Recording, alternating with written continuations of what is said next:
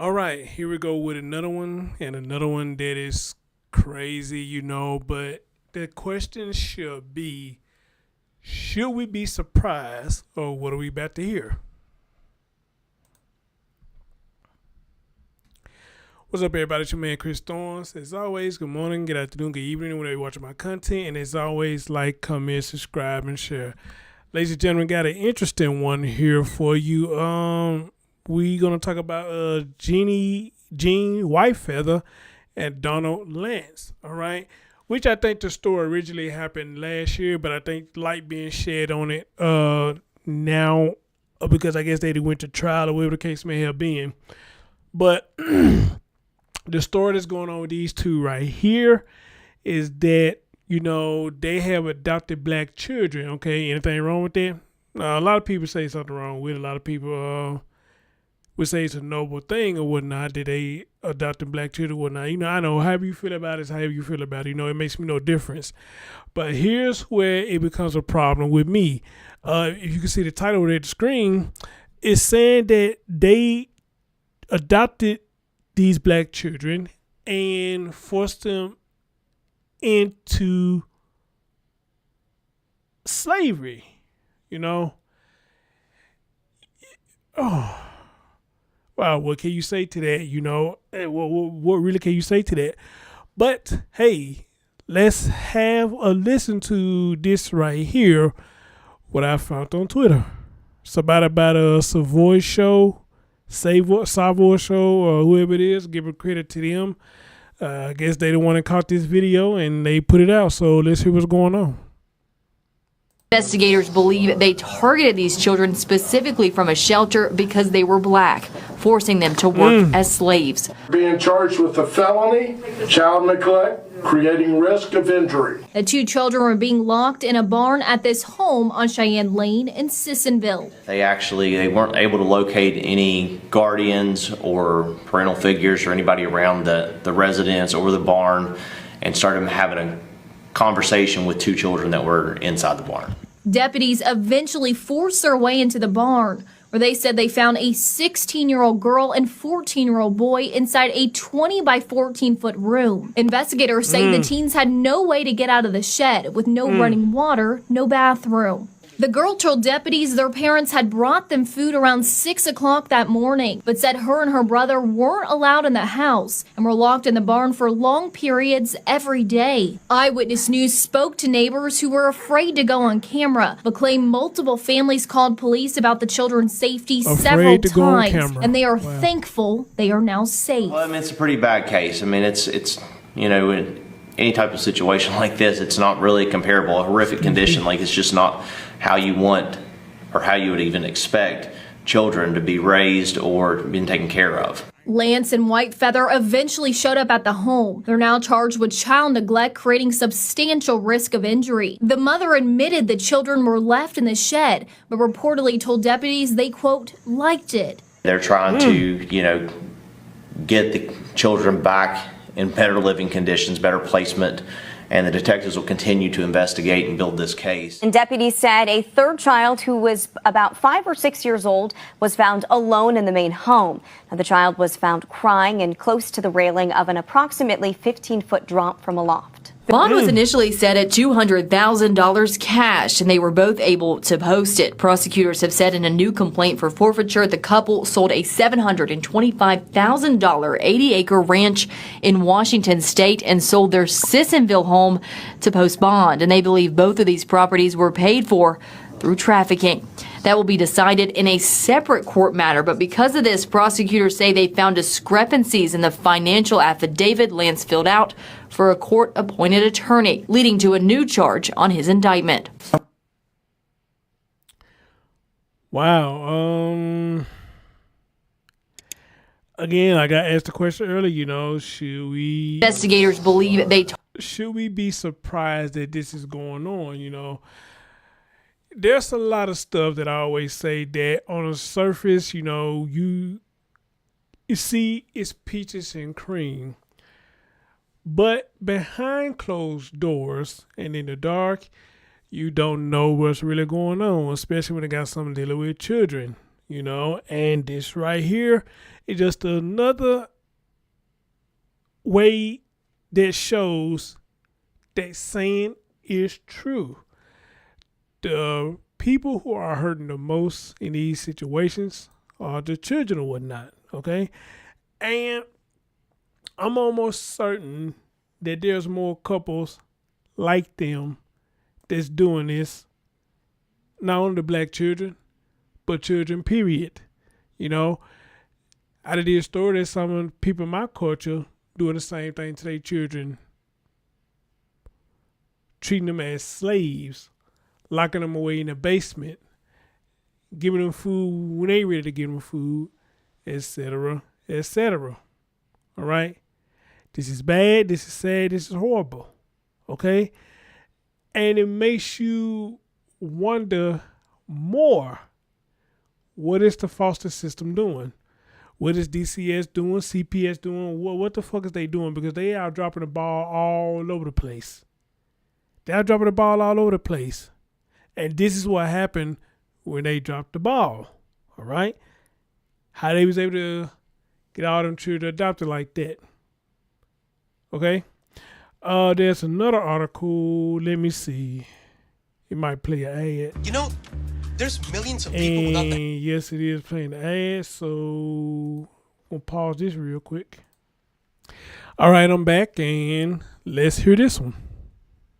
Behind bars after an extreme case of child neglect in early October in Sissonville area of Kanawha County. So for the first time, we are seeing one of those two relatives in court for a preliminary hearing.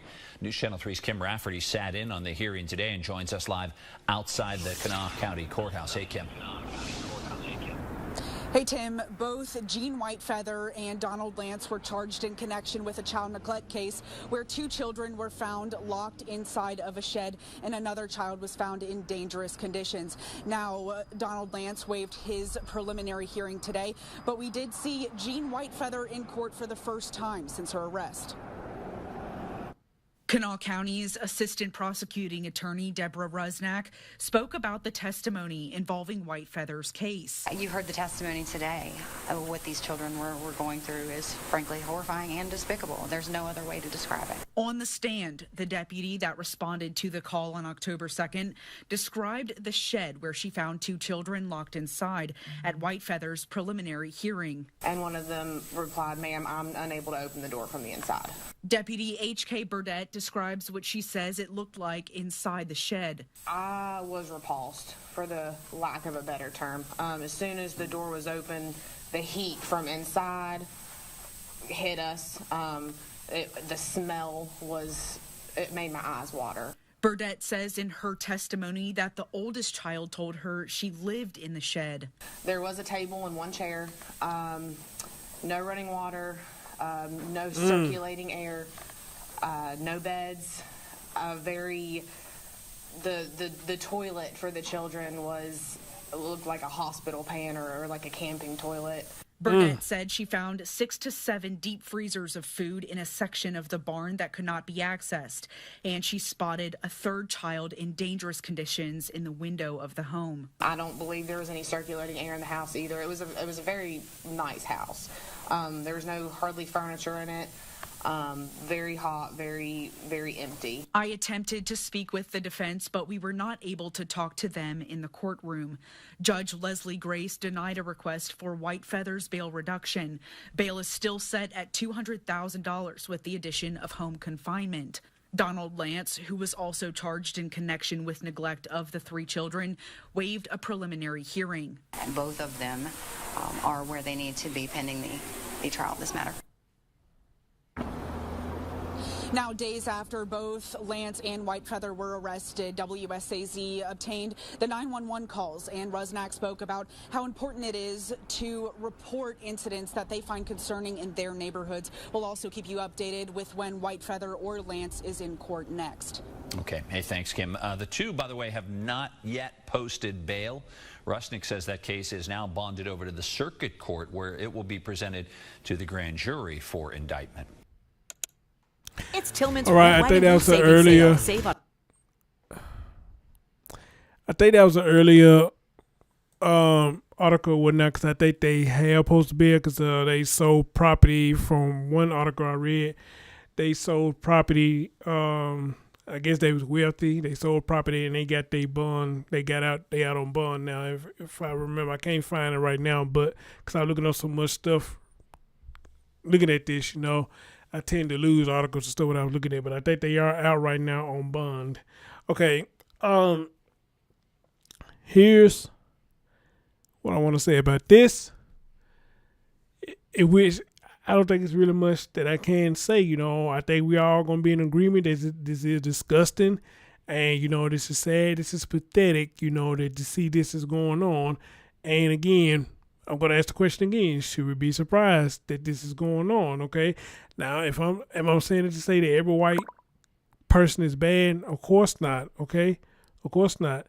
But I do believe sometimes a lot of white people do try too hard to try to show the public that they're not racist when they don't have to. I really do a lot on try to show that they're not racist when you don't have to do that. If you don't have a problem with black folks, then you just don't have a problem with black folks. You don't have a problem with black children. You just don't have a problem with black children. And it doesn't make you or break you. But to try to adopt them and show off to the world that you adopted black children, I don't know what they're really supposed to speak, how much volume they're supposed to speak about you, just because you adopted a black child or whatnot. And then on top of that, doing a story like this, what good is that doing you now? If anything, it's showing the people who are against y'all that this is exactly what y'all about, is getting our children and enslaving them, Now, they say you can't say one apple spoils the bunch, and I do agree with that statement to an extent. Reason why I say doesn't mean all white people bad. Doesn't mean all white people doing this with black children. All right? But it just makes you wonder now when you see stories like this, what's really going on behind them closed doors when these people consider adopting black children or whatnot, okay? I saw something today when I was at the store. It was this black girl, and it was this little white girl that was with her. I'll say the girl probably somewhere probably between 10 or 12, somewhere in that age range or whatnot. And as I walked past her, the lady was looking for stuff, I guess, looking for dinner or something, or some kind of engagement they was talking about. Whatnot. I wasn't trying to be in that conversation, but this is what I heard when I walked past them. So I said to myself, oh, she must be babysitting, and I thought that was cute, that she was babysitting, and the girl seemed like she really liked her, seemed like she really gravitated towards her, And I was like, okay, then cool, ain't nothing wrong with that, if the child is cool with her and they get along, ain't nothing wrong with that, But it saddens me that when I see that, they put a smile on my face to see that, but when I gets home from work or doing whatever, there's a story like this floating around, It breaks your damn heart. It breaks your damn heart, okay? I'm just going to end it with this right here. With this right here. Because there's nothing I can say about it, a CPS system, or DCFS, whatever the hell you want to call it, that ain't been said before, okay? But I just leave this right here. Ladies and gentlemen, if this story don't wake you up and show you that the children need you, instead of just having them for benefits, all right? If this don't show that a lot of us need to step up and take care of our priority with these children, instead of laying down and constantly procreating and don't want nothing to do with them, we won't have to worry about stories like these if a lot of us would step up to the plate and take care of our children like we're supposed to. Anybody can procreate a child if they're able to procreate a child or birth a child, however the hell you want to say it, if they're able to do it. Lawfully, it makes you the mom and it makes you the dad. But morally, if you ain't doing shit for the child, then what does that say? Anybody can call themselves a mom and a dad, But are you doing what a mom and a dad is supposed to do? And that's doing right by their child. Versus having a child, treating a child like they ain't shit, and showing a child that you do not want them. All right? Pretty much showing that you only got them here for benefits. What good is they doing? What does they say about you? Again, lawfully you are the mom, lawfully you are the dad. Morally, it takes anybody can be a mom and a dad. But are you doing what you're supposed to do as a mom and a dad? Are you taking care of the children like a mom and a dad is supposed to? You got a lot of people out here that lose their children to the system and won't even bother to try to get them back. As a matter of fact, probably don't even give a fuck where they at. And the reason I'm preaching this message is because if you don't do what you're supposed to do, and your children do get taken, they may end up with more people like these two.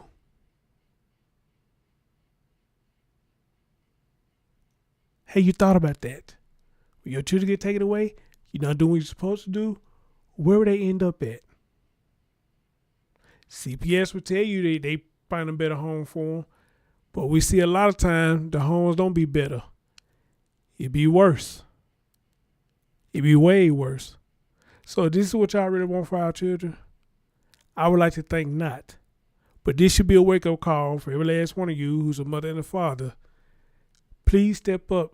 Take care of your responsibilities. We're going to have more stories like these because you lost them to the system and the system gave them to somebody else. Okay? I may be all over the place with this story because this is crazy, man. This is crazy. I guess on a good note, nobody died. But still, is that a good note considering what we just heard was going on? We got to do better, y'all. We got to do better. And especially the foster center, y'all showing the hell got to do better because this is a motherfucker ridiculous for this to be happening. It is. Anyway, guys, as always, man, I don't know, man. Y'all tell me what y'all think about this. And you know me and my mom had the best relationship, but I don't think she ever thought about throwing me out to the wolves like that, though. Not that I can recall. So, I don't know, man. I'll catch y'all next time. Peace out.